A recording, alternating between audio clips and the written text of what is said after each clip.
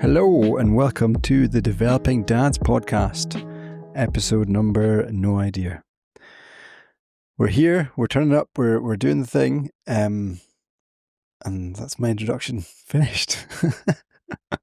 We'll see where this podcast goes. The first thing Gordon said to me 2 minutes from entering the lobby was, I've no idea what we're chatting about. And I'm the same, but I've got a sticky note on my Mac where I've got a few notes, a few things to delve into, mainly what I've been up to. But yeah, it's just about getting back into routine. We might start doing some kind of subjects around 2026 goals, 2025, look back and review. All that good stuff is, I'm sure will hit your... Loads of content, Neil. We got tons of content in this, right? Yeah. Sometimes it doesn't have to be all sparkling, and then you're just like, sometimes you just turn up, Neil. Because exactly. I think with who the hell listens to this podcast? So we might as well just chat about whatever the hell we want. Yeah, I mean, there are definitely limits, I guess. Limits? But... What's the limit? There's just things that you wouldn't mention on a podcast in the public. That's a topic, isn't it? There you go, right? What are the things that Neil wouldn't mention on a podcast? Anyway, like we always do, I think I mentioned last time, we don't really chat in between this, maybe a little bit, but it's good to check in, see how we're doing, what we've been up to, how's the family, how's the kids. So without further ado, a couple of minutes in, Mr. Greenhorn, how are you doing? What have you been up to the last week? And how's the kids? Mr. Greenhorn, feels very weird to call me that. It's a bit odd. Anyway, yeah, thanks, Neil. Thanks for the lovely introduction. All's good, man. Like, I did have a night out on a Monday night for my Christmas party. So last night? Yes, last night, exactly. It's Tuesday and it was Monday yesterday. Yeah, we had our freelancer gang WhatsApp group Christmas party, which was really nice. We went out to the Ship Inn in Holborn, which is quite a nice pub, actually. It's a good restaurant. If you're ever in London, or anyone's in London, it's good pub grub, nice food. It was £10 for a Diet Coke and a cranberry juice. That feels a bit... Same glass? No, two separate, right. two drinks. Okay. Yeah, that's... yeah. £10. I mean, I don't know what's happened to the world, but that feels bigger than the Rachel Reeves' budget, quite frankly. Like, who is pulling down my pants? Can I jump in with Christmas market in Edinburgh antics? I didn't go, and I kind of refused to go. But a friend of mine has just got back. He went on Sunday with his family, 2 kids, went ice skating. And ice skating alone, so for a family of 4, a kid under 3 was £90 for an hour, which is a bit mental. Sorry. What? Yeah, £90 for 1 hour of ice skating in the Christmas markets in Edinburgh. For 4 people? Yeah, but probably 3 because the fourth one's under 3, so imagine be £30 a head to go ice skating. And the mental thing is, the kids get these like penguins that you can hold on to. They were £5 each to rent for the hour. So £100 they spent because they've got 2 kids. Anyway, it gets worse. They wanted to get hot chocolates because the kids are cold. It's a nice thing to do. Went up to the hot chocolate stand for a little kind of paper cup, £5. With no marshmallows, no cream on top. Marshmallows and cream was £7. If that person, I don't know if they listen to this podcast, maybe they do. If I meet them and they complain about Rachel Reeves' budget and the fact that they're getting taxed more, or cash ISAs and pension contributions and all that stuff, and they complain about that, they need to get their head smashed in or smashed together. Because yeah, it's mental. That is your pants getting £90 to go and skate around an rink for an hour is diabolical. Yeah. £5 for something that is basically water is also shocking. Powdered chocolate and milk with some hot water. I mean, we have a spending crisis. We don't have a cost of living crisis. Yeah.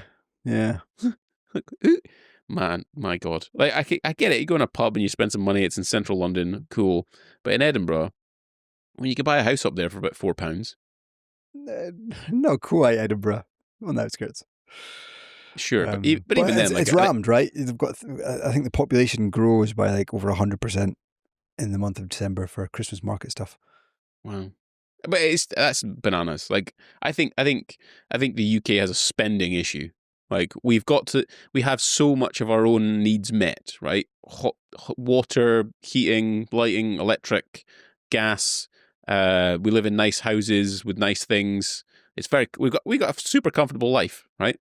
And maybe I'm not taking into consideration everyone, but for the most part, we have all of our needs met across the UK. And someone's going to Edinburgh Christmas market and spending £90 on frigging ice skating is bananas. Absolutely bananas. Yeah. Anyway, so I spent £10 on two soft drinks and a pub, which is a bit bananas last night, but it was good. It's like the Christmas party thing. You know, I work for myself. I do have a team, but they're all remote, so it's not like we have a Christmas party or whatever else. So that was nice to hang out with them. And it's they're a bit younger than me. I think the oldest is like 32, 33-ish. So I'm a good sort of 5-6 years older. I'm the only one with children. One of them just got married, so that's quite good. So it's just quite good to see perspectives, talked about stuff, the YouTuber economy, the creator economy, how people are getting on. Shared interest, shared business sort of stuff. So that was nice. Did a bit of a day with them and then the evening, so that was fun. You know, beyond that, I did have aspirations to join you on this stupid challenge that you're doing of 5K a day or whatever it is. It's only day 2, Gordon.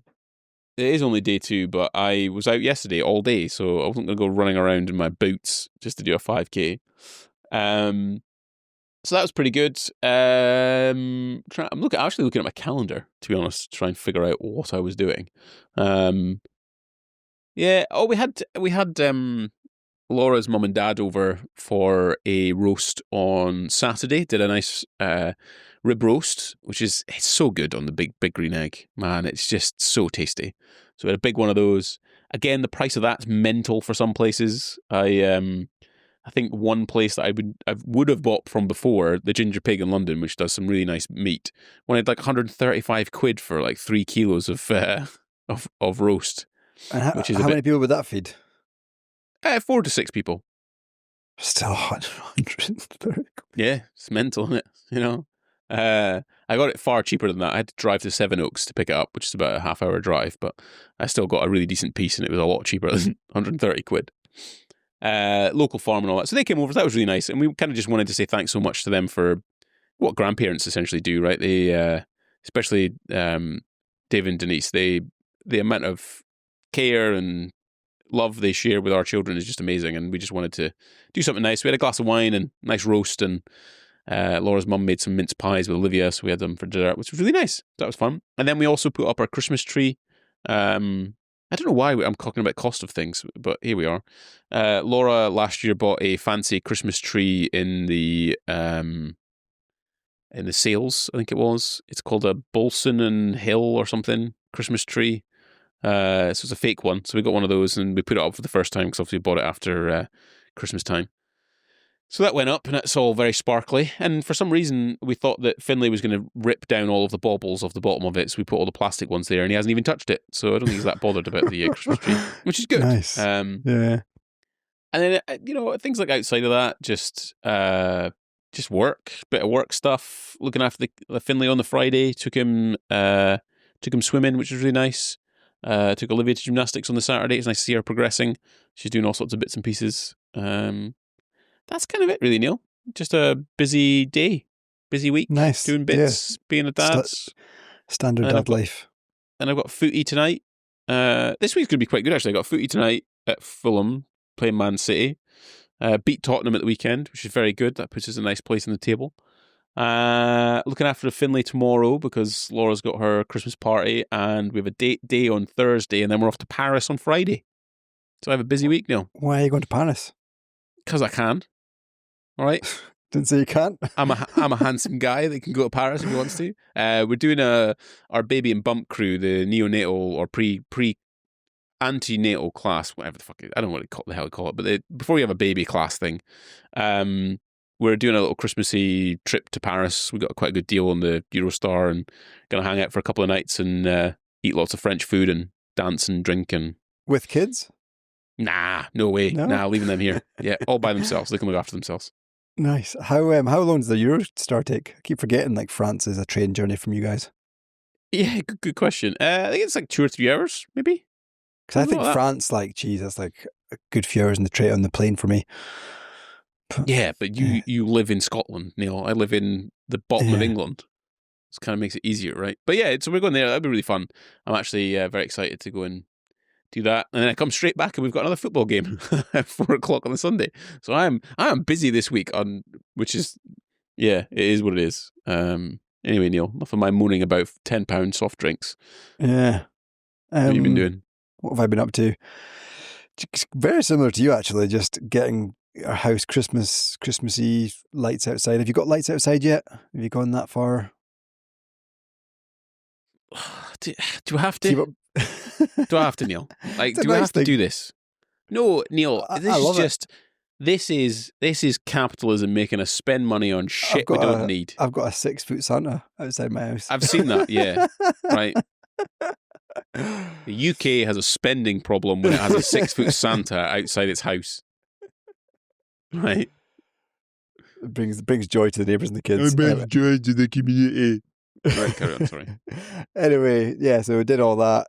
Kids loved it. Elf on the Shelf is now in the house. Oh, God. Oh, yeah. Oh, okay, right, carry on. I'll tell you my story about that. Back in the business. So in terms of weekend, did a bit of work on Friday and then went into Edinburgh with mum and dad. I had lunch in Brewdog, which was nice. Took the Pooches, the 2 dogs. And then Friday night we put the tree up, did a Christmassy movie thing with the kids, made some kind of Christmas tree puff pastry stuff in the oven, which was really good. And then Saturday, the boys had their standard indoor football, and then they had an award ceremony in the afternoon for their football, where they kind of went to a big Innoflate kind of bouncy castle thing, and did lunch with their teammates, and then an award ceremony. It's funny when you talk about award ceremonies. I think before, maybe when you were in football, Gordon, you'd get like player of the year and like there'd be select awards given to different players. Now every player gets an award. So they all came home with a trophy and a medal. What are we doing? Yeah, I know. What are we doing here, Neil? Because like, come on, man. You know, you don't get an award for turning up to work. I know. They do player of the week. What are we setting them up for? But what are we setting them up for? The week. I understand that. I get it, right? But you've got player of the year, and you have like players player of the year. You have committee player of the year. Mine was. I remember when I played football, you had committee player of the year, and then you had player of the year. And player of the year was decided on how many man of the matches that you got, right? Best player on the day you got. That would be the player of the year. And then the committee player of the year, so like the managers or the coaching staff would obviously vote on that as well, because it would be things like commitment to the club, like all that kind of thing. Someone's like, I don't know, you kind of got to realise that if it could be that they're 7 and they do that when they get into like 5-a-side and stuff. Because they're still playing 4-a-side and. How do you motivate kids to be like? Well, how do you tell kids that we're not all the same, and we have to lean into our strengths and attributes? Yeah, so they get motivation to try and get player of the week. So the team every week. So like Ben's had it a few times, Lewis has had it a few times, but that is deserved, and that is like the coach will look at the players, and so that's a real thing. But yeah, the end of the year thing is just everyone gets one. But that was wholesome. That was nice. And while that happened, Isla did a Christmas fair. So she, in P6, they've started coming up with business ideas. So Isla and her friend Willow had a book stall. She's getting really into her books, and she's raising money for Dyslexia Scotland, which is a charity that is close to her heart and my heart. But she's dyslexic. So they created like logos, a business case, all that kind of stuff, got donations of books. And they made 20 quid at the weekend for the charity. So that was quite nice, just quite wholesome. Got t-shirts made up for them, and yeah, very nice. Shout out to Isla. Then Sunday, Rebecca was out at a friend's overnight Saturday, so it was just me and the kids. And Sunday took them to the beach, and then took them to a bike track. And then Sunday night, Rebecca and I went out into Edinburgh.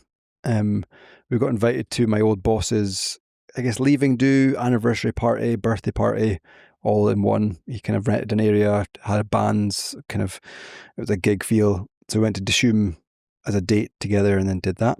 So caught up with a few old friends, a few old contacts, and just back to Monday. It's been good. What do you talk about on your dates? That's a good question. We always seem to, and this has come up. So I'd say, how often do we go on dates? At least once a month, maybe twice a month. We'll go out for dinner, just us. Fancy guy. And I mean, it's only like places like Dishoom or Scots or somewhere, but so it's not like Michelin star stuff. But it's still nice. We get dressed up.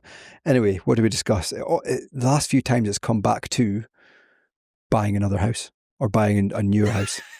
Yes. Yeah. Let's spend the fucking money, Neil. Let's go.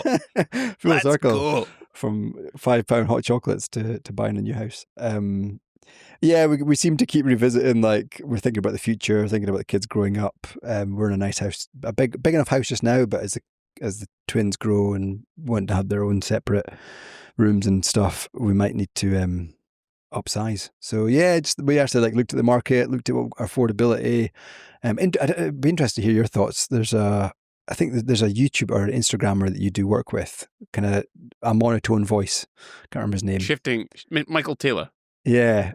So he did a post or a reel, whatever you call it, a good few months ago now, and he talked about like how the rich spend their money and how the poor spend their money, and in the rich one, it was talking about like stocks and shares, ISAs, putting 20% of your salary into investments, yada yada yada. But interestingly, he said the rich spend about 30% of their joint income on their mortgage. I was like, that's really interesting. So I worked out how much we currently spend on our mortgage, and it's like 12%. So I'm like, okay, so if we raise it to like 17%, we can get a nice house for that. So see, here's what I told you. It's not a flex, just to caveat. For the audience's participation, this was something that Neil raised with me when he was down in London. And like my take was like, I don't actually see much of a downside. I think one of the important considerations in my mind on that front is that, well, like wealth is obviously a number like net worth, right? So all of your combined assets minus any liabilities, that is your net worth. But wealth is also felt from your month to month expenses and income. So how much you get left over? Like how much can you just spend on materialistic items and going out to Dishoom, right? So your mortgage impacts that somewhat. So it's just worth a consideration. But like, yeah, if you're 17% spending on your joint incomes, then it depends on risk as well, right? If you want to be leveraged that much, you've also got the cost of stamp duty, etc., that comes with some of these purchases that you're making. Yeah. So there's those costs. There's moving costs. There's upgrading costs potentially as well. Council tax, all that stuff. Yeah, but I guess day-to-day quality of life, though. Like, but I'm not convinced that your house is really a huge determinant of your quality of life. Yeah, we could break that down a bit. If you think about happiness, and I mean, there's absolutely nothing wrong with the house we're in just now. Apart from space, like there's no garage, so like we've got a shed that's just rammed with bikes, outdoor gear, which is not really fit for purpose. But yeah, in terms of day-to-day space, it's okay. But it's noisy, right? The walls are a bit thin. The floors need redone. Bathrooms need upgraded. Okay, but that's all cheaper. Like doing your floors is way cheaper than buying a house. Yeah, no, but adding space, like adding another bedroom, and I think that would increase my quality of life. Maybe that is true. Like quality of life is obviously an individual subjective nature as well as it being an objective measure. But for the record, for anyone who's listening, I did actually tell Neil you should go and buy a new house because I think it would actually improve his quality of life. But I think the issue that you can face is that this house, like the next move, so the next move would have to be at least 10 years for it to see any kind of like either equal or return on what you've invested in. If you go less time than that, it's unlikely to be something that's a good decision. So it is a relatively medium term, at least, investment of what you're making. But I also think that if it's going to be the next house, it probably should be the one that you just don't ever leave. Like, that's the house that you're going to die in, effectively. So because the problem is that you're always going to be like, oh, I got a pay rise. Maybe I could get an even bigger house and I'd have an even higher quality of life. Because there has to be a certain point, right? Yeah, like, where is the line? Yeah. Because your house right now is bigger than the one that you lived in Forsyth. It's bigger than the one that you lived in Inch. It's bigger than the house that you grew up in. Yeah. So all of these things that, like, your quality of life, you wouldn't say to this point has actually been bad. You'd say your quality of life has been very high, actually, on the grand scheme of things. Fair challenge. If you were to increase the size of your house, would that really, does that actually like increase, like spike your quality of life? Maybe it does. And I think if you were to buy a house like mum and dad's with that kind of space, then probably would actually. I think the fixture and fittings are better. I think the overall setup is probably a lot better. But sometimes you see that point where people buy another house and they live there for a few years and they go, oh, I could do with a bit more space. Yeah, no, I definitely get that. I mean, we're approaching, when do we move in here? Probably like 7-8 years in this house, which is mental to think. But yeah, like, I also think about it'd be great to have a dining living kitchen area, kind of open plan, kind of. Sure. You can, and that's mum and dad's house, right? You can entertain guests as well as cook food, and we love doing that. So yeah, and I was on my run this morning. Just for the audience, I've started my 5K a day in December. So day 2, I was chatting to, I went out with James, and got me thinking about like timing of this, right? So right now the house is comfortable.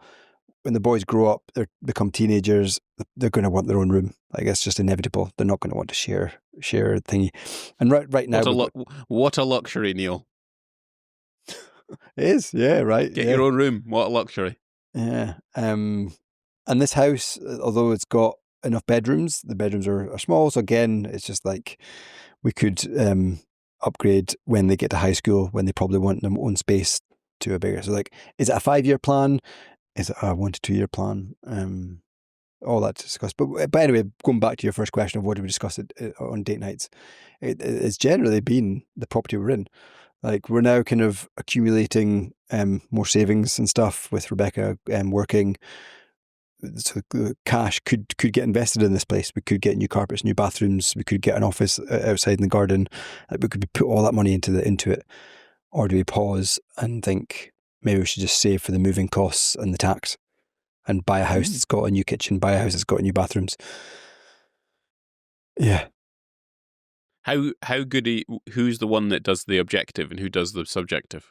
I think we're quite good at just like writing down the pros and cons and discussing them. So do you write down the pros and cons, as in you both determine how much of a deposit you're putting in the house, how much the monthly mortgage cost is going to be, how long the term might be, council tax costs? So I guess we look at, like, when we've had car finance or paying off a credit card, we look at the total outgoings we've had and still managed to survive and save, and kind of look at what the mortgage could be. If it's near that, then yeah, we'll probably be pretty comfortable. And again, taking into that kind of percentage, if kind of 17% of our income doesn't seem a huge amount.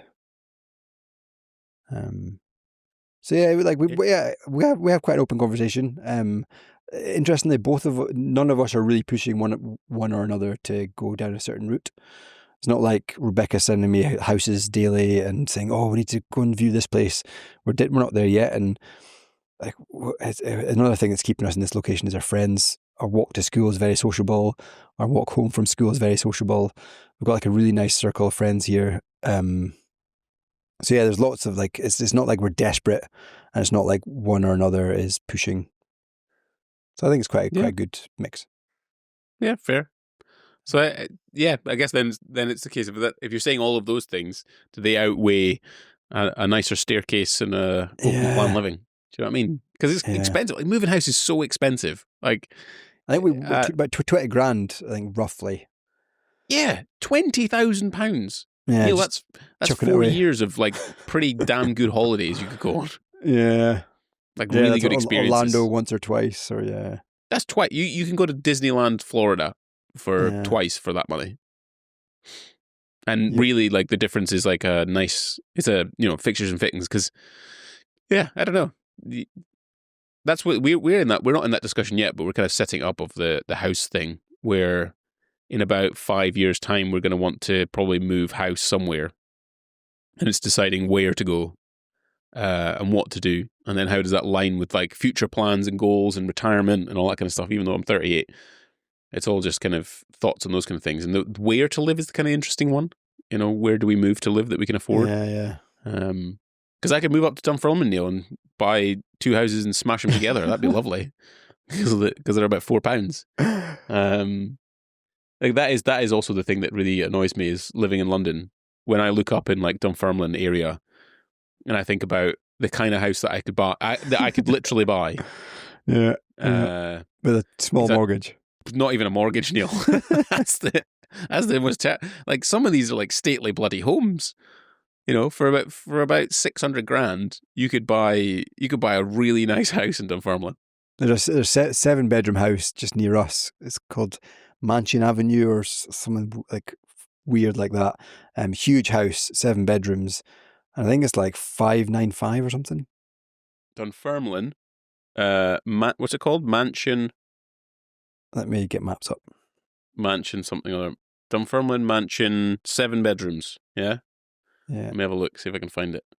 7-bedroom houses for a Balmule House. I'm just looking at Google Maps to get the exact street name. I mean, so here, 1.5 million. I can buy Glenavon House, Victorian residence. My goodness, that looks lovely. Oh, Manor Gardens, not mansion. Manor Gardens. Manor Gardens. And that why don't you buy that? Because it's a bit crazy. It's a bit crazy. Why? What's wrong with that? House prices, Manor Gardens. Here we go. Oh no, it's 440. Bargain. So is that where you want to live? Manor Gardens. Interesting. It says 4 bedrooms, but I don't know. I mean, I'm giving away my location now to all our audience. You don't live in Manor Gardens. I know I don't, but do I want to live there? It's on a busy road. No. But if you look at the size of it. Yeah. Well, that's the thing. You got to weigh up, right? 20 grand to move. Why is it 20 grand for you to move? Is it stamp duty? Yeah, that was stamp duty, and like it was ChatGPT that gave me that figure. I think moving, like if we've got like a removal firm to help us. Oh, yeah. And yeah, the solicitor fees and stuff. Yeah, solicitor fees are probably a couple of grand at least, right? And then stamp duty is probably over 10. Because in Scotland, stamp duty is a bit higher than England, isn't it? Scottish stamp. I hope everyone who's listening to this podcast is having a riveting time us talking about where Neil wants to move and the stamp duty cost. 6%. 7.5%. 7.5%? That's over 400k. 7.5% in England. Stamp duty calculator. England. 7.5%. Let me have a look. How much is England? 5. Wow, it's a big difference. Neil, you're getting ripped off. There's no stamp duty for England up to £250,000. Yeah. But for us, it's up to... I mean, this could be AI. Oh, I can share my screen. See if you're... Oh, and don't share your screen. We don't need to do that. But if you buy a house for £295,000, your stamp duty will be £4,750. So for some reason, you're getting absolutely ripped off living in Scotland. That's outrageous. 7%. Yeah. Maybe AI is tricking me. Scotland stamp duty. Stamp duty in Scotland. There you go, Neil. 5%. But if you buy a house over 325k, 10%. Go on, Neil. Tell me all about how good the SNP are. Let's not get political. You pay a higher rate of income tax. You pay a high amount of stamp duty tax. It's just all tax, Neil. I know, but then when my kids want to go to uni, it's not 100k. No, it's not 100k, Neil. I understand that. But do you think your kids will go to uni? I've got 3 kids. I hope they do. I hope they do. But yeah, if you're buying a house for 400 grand, Neil, you're paying... Wow, yeah, you're paying a lot of money. So yeah, you weigh all that up. Who knows what to do? But these life decisions. Do you try and when you go on your date nights, do you tend to like try and vie away from talking about the kids? Do you have any like rules of your date nights? Yeah, I mean, I'd say over the years we've probably went to the kids, but now they're older and it's that kind of second, third kid syndrome is where you don't really don't give a shit anymore. You're like, I'm done. I'm done with this chat about kids. What we do reminisce, like, so Rebecca was over in Copenhagen a few weeks ago, with her brother has got a newborn now. And like, it's just crazy. Like, we reminisce of like, we went through that, but now we're nowhere near that. It's so nice to have the kids that can make their own breakfasts, that can get changed themselves, that you do the toilet. Like, we can just say to the Ben and Lewis and Isla and say, go have a shower. And like, they'll put the shower on, they'll like, do their hair. It's night and day to what it used to be like. I mean, different problems, right? But that's like my brother-in-law. My brother-in-law's just had a kid, right? So it's kind of interesting seeing new parents jump into the parenting thing, and it's it's what it used to be like, right? You're like, hold on a minute, he's crying. Why is he crying? What do I do? Oh my! Why is it 3 o'clock in the morning? Please be quiet. Finley's currently teething at the moment, so he's pushing 15 months. So he's right in that kind of like the era of teething. So they're like wailing, like a fox having sex outside. He's just going at it. And then everyone looks at you like, you're a bad parent. What have you done? Yeah, I mean, they can do. I'll just look at them and look at them. Just the way it is. It's hard. Anyway, it's hard work. that was a good chat. I need to... All right. Neil's finishing the podcast, ladies and gentlemen. He's had enough. I said we're doing like half an hour, 45 minutes. I'm actually, I'm doing it in between my lunch break and I'm getting pinged to jump on a call. So the joys of using my work laptop in a browser to record the podcast. But it's great catching up. We're making time. Hopefully you found that interesting, us moaning about the cost of living and then buying new houses and date nights, Christmas decorations and all that good stuff. You can find us on Instagram. We don't post anything. You can find us on YouTube where we do post our videos. So if you want to see our lovely faces, you can. And I hope you have a good time in France, Gordon. I think it sounds fun. Look forward to hearing about it in the next episode. Yeah. I'm hoping I won't fall out with my friends like you did. There was no fallout, but there was deep conversation which connected us even more. Connected. We're all connected together in our 10% stamp duty. Right. On that note, catch you later.